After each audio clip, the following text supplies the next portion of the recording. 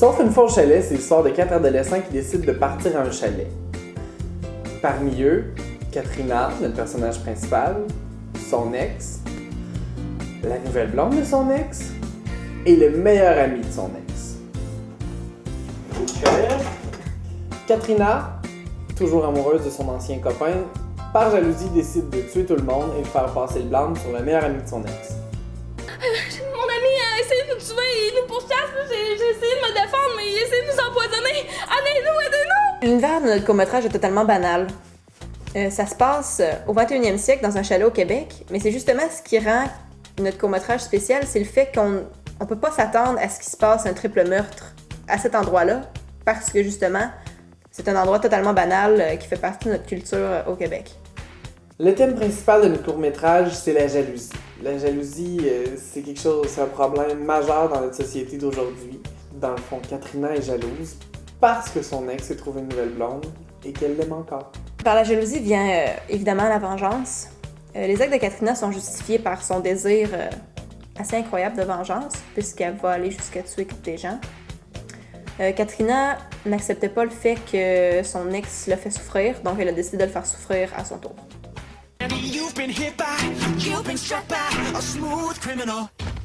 On peut comprendre dans notre court-métrage que Katrina a perdu la raison, puisqu'elle décide de tuer tout le monde. Et puis parce qu'elle avait déjà prévu ses actes avant de les commettre. J'en ai tout ce qu'il faut. Katrina utilise aussi beaucoup la manipulation pour arriver à ses fins. Elle séduit le meilleur ami de son ancien amoureux, le tue, et plus tard appelle la police pour faire porter le blâme sur son dos. Je pense qu'elle me veut, man. Ben, regarde-toi, mon homme. Pour ce qui est de l'esthétique du court-métrage, on a choisi quelque chose de vraiment simple. On n'a pas été dans les couleurs tape à l'œil, on est resté vraiment dans les couleurs chaudes puisque ça se passe dans un chalet. Alors on a décidé de vraiment de faire quelque chose de simple. Au début, on avait prévu des plans de caméra quand même assez simples. On avait quelques plans qu'on voulait intégrer et quelques effets aussi. Sauf qu'une difficulté qu'on a rencontrée, c'est le manque d'espace dans le chalet. Certains plans de la cuisine ont dû être complètement effacés puisqu'on n'avait pas assez d'espace pour les filmer. La cuisine étant un petit peu trop petite. Pour ce qui est de l'éclairage, quand on a filmé pour la première fois au chalet, on s'est rendu compte sur les caméras que l'image était un petit peu plus jaune, mais on s'est pas vraiment dérangé avec ça. Mais quand on a mis les images sur Final Cut, ben alors là, ça a été un vrai désastre parce que les images étaient tellement jaunes qu'on pouvait même pas les utiliser tout court, même avec l'étalonnage. L'univers musical pour notre court-métrage, c'était très important. On a choisi la trame sonore du film Black Swan puisque le côté psychologique du film et de notre court-métrage se ralliait beaucoup.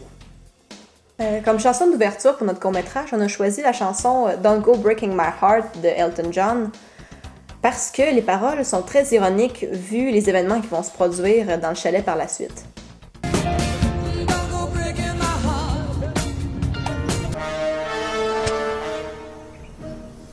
On a eu beaucoup de difficultés à trouver la musique de la scène finale. On a décidé de prendre Smooth Criminal de Michael Jackson, mais on s'est rendu compte que le tempo était plus ou moins adéquat. Donc on a décidé de prendre Smooth Criminal, la version de Glee, parce que le tempo est un petit peu plus rythmé et que moi et Marjorie, on est de très fans de Glee. Pour le générique, on a choisi la chanson 16 Saltlines de Jack White parce que les paroles parlaient de jalousie, qui est l'un de nos thèmes principaux de notre court-métrage. Et parce que la chanson est cool! La direction des acteurs, c'est très bien fait. Sauf peut-être dans la scène un petit peu plus sensuelle où Sam décide de prendre les choses en main avec Katrina. L'acteur qui jouait Sam se débrouillait très bien, tout allait bien, sauf que Katrina était plus ou moins à l'aise dans ce genre de scène. Ouais, qu'est-ce que tu veux dire? Je sais pas, là, on pourrait tasser ça, puis... À ce point-là? Ce point-là? Ok, c'est fini. Une problématique qu'on a eue, c'est que vu qu'on a filmé en 2 fois notre court-métrage, la deuxième fois qu'on a filmé, Alexandra, notre actrice principale, avait pas le même chandail que la première fois qu'on avait filmé. Voyons, t'es changé? Oui, ben tantôt en cuisinant, je me suis salie. Quelque chose qu'on avait un peu oublié, c'est lors de la première journée du tournage, on a demandé aux comédiens de venir pour à peu près 10 heures et on est parti d'ici vers 4 heures. Le seul problème, c'est qu'on n'avait pas pensé à apporter de la nourriture pour les nourrir. La seule nourriture qui était possible, c'est celle qui était dans le court-métrage. Et justement, manger de la salade et des pâtes crues, c'est pas terrible. Ce qui a rendu mal à l'aise les acteurs aussi, c'est que lors de la première journée de tournage, on était en train de filmer, puis il y a des gens, pas rapport, qui sont arrivés dans le chalet puis qui nous ont regardé faire le court-métrage. On savait pas vraiment comment se sentir. Puis c'était difficile de tourner parce vu qu'il y avait beaucoup de gens, ben les plans, il fallait tout le temps qu'on leur dise de changer de place. Mais en tout cas, ça a été quand même assez compliqué pour ça, puis c'était un petit peu bizarre. Très bizarre, en tout cas. Puisqu'il y avait 4 comédiens et qu'on était 3 personnes pour faire la technique, ça devenait de plus en plus dur d'agencer nos horaires. Il fallait que tout le monde soit disponible et que le choilet magique. Gryffondor! Gryffindor! Puisqu'il y avait 4 comédiens et que nous étions 3 pour faire la technique, ça devenait de plus en plus dur avec le nombre de personnes de faire agencer nos horaires. De plus, il fallait que le chalet soit disponible. Ce qui n'était pas si évident pour nous 7 et un chalet. À un certain point dans le processus de création du projet, dans un moment de désespoir, on s'est dit on part au Bermude avec l'argent du projet.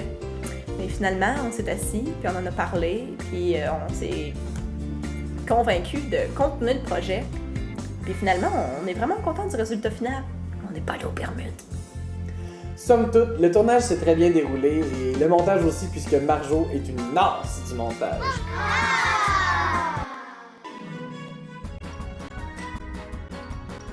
Je peux pas verser ça, check. Hey! Concentre-toi, c'est un enfant. Ça prend-tu un bac?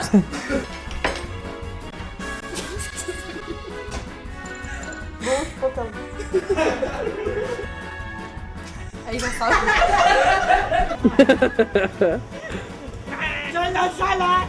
T'as des branches, mais où c'est que t'es allé? Ça va-tu? Eh non, j'ai tellement mal. Je vois ça. T'en perds, ton sérieux.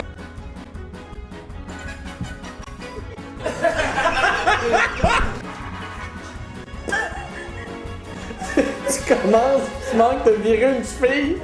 Comment tu veux que je fasse ça?